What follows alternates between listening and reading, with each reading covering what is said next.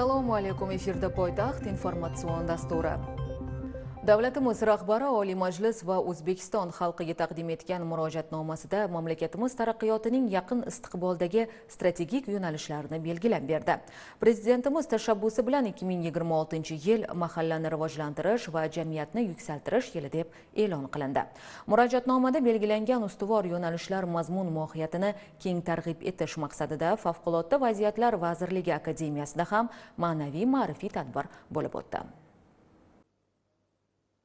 Tadbirda Favqulodda vaziyatlar vazirligi akademiyasi rahbariyati, professor o'qituvchilari, harbiy xizmatchilar hamda kursantlar ishtirok etdi. So'zga chiqqanlar murojaatnomada mahalla jamiyatning tayanch bo'g'ini sifatida e'tirof etilgani, mamlakat taraqqiyoti, ijtimoiy barqarorlik va inson farovonligi aynan mahalladan boshlanishi alohida ta'kidlanganini qayd etishdi. Shuningdek, 2026-yilda mahallani rivojlantirish va jamiyatni yuksaltirish yili deb e'lon qilinishi murojaatnomaning g'oyaviy markazida inson qadri hamda jamoaviy birdamlik turishi alohida ta'kidlandi. Murojaatnomada belgilangan mahalla infratuzilmasini tubdan yaxshilash kompleks yondashuv asosida yo'l infratuzilmasi, ichimlik suvi, elektr ta'minoti, ijtimoiy obyektlar masalalarini hal etish vazifalari favqulodda vaziyatlar profilaktikasi bilan chambarchas bog'liq ekanligi aytildi. Iqtisodiyotni texnologik va innovatsion rivojlantirish modeliga o'tkazish orqali xavfsizlik tizimlarida zamonaviy, oldindan ogohlantirishga asoslangan mexanizmlar joriy etilishi ham murojaatnomada aniq belgilab berilgani qayd etildi.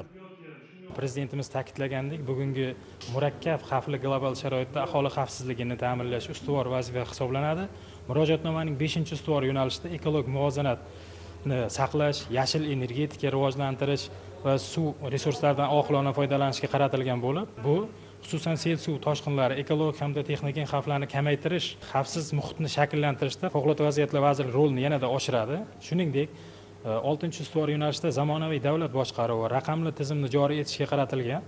Bu favqulodda vaziyatlar vazirligi faoliyatida raqamli monitoring, elektron boshqaruv va sun'iy intellekt asosida prognozlash tizimini keng joriy etish imkonini beradi. Natijada favqulodda vaziyatlarni oldindan aniqlash, tezkor choralar ko'rish, aholiga xizmat ko'rsatish sifatini sezilarli darajada oshiradi. Muhtaram Prezidentimizning shu murojaatnomasi bizga yo'l xaritasi bo'lib xizmat qiladi.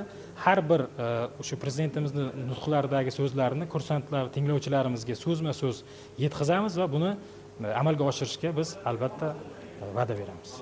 Yig'ilish davomida murojaatnoma ichki bozorni rivojlantirish, infratuzilma hamda qurilish hajmlarini kengaytirish, shuningdek kasblarni rivojlantirish va yangi mehnat bozori arxitekturasini yaratish masalalarini ham qamrab olgani aytildi. Xususan, kambag'allikni qisqartirish, mahallalarda bandlikni ta'minlash, shuningdek davlat boshqaruvi va xizmatlar samaradorligini oshirish vazifalari favqulodda vaziyatlarga tayyorgarlik va ularni bartaraf etish tizimini yanada takomillashtirishni taqozo etishi aytib o'tildi.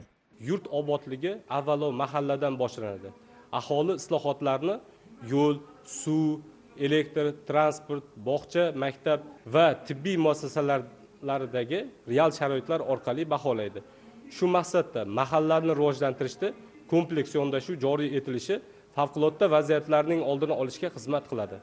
Alohida ta'kidlash joizki, mahallalarda xavfsizlik masalalari, jumladan yong'in xavfsizligi, sel, suv toshqini, zilzila kabi favqulodda vaziyatlarning oldini olish, infratuzilmalarni mustahkamlash orqali ta'minlanadi. Shu bilan birga IT, fintech, sun'iy intellekt va kosmik texnologiyalar rivojlantirilib, bu sohalar favqulodda vaziyatlarni oldindan prognoz qilish va tezkor bartaraf qilishda muhim rol o'ynaydi. Bu ikki ustuvor yo'nalish uyg'unligi orqali mahallalarda xavfsiz, barqaror va favqulodda vaziyatlarga tayyor muhit shakllantiriladi. Davlatimiz rahbarining Oliy Majlis va O'zbekiston xalqiga taqdim etgan murojaatnomasi muhim dasturiy hujjat. Tadbir qatnashchilari murojaatnomada belgilangan vazifalar akademiyaning ilmiy amaliy faoliyati bilan uyg'un holda amalga oshirilishi, bu esa jamiyatda xavfsiz va barqaror muhitni shakllantirishga xizmat qilishini e'tirof etishdi. Sardor Murfuzalov, Murod Sagrayev, Poytaxt.